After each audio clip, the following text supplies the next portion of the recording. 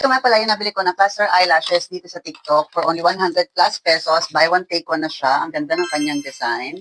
And for 100 plus, ayan, may kasama na rin siyang sarili niyang tweezer. Yes, hindi mo na kailangan ng glue dito dahil self-adhesive na po ito.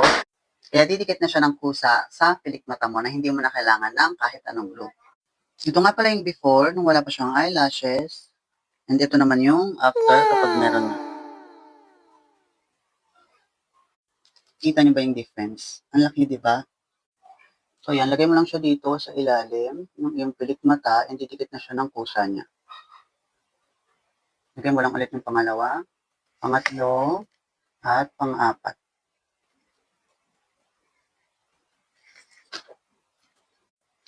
Di ba? Ang ganda.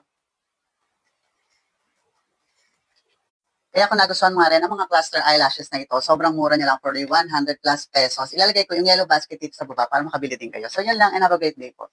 Bye-bye!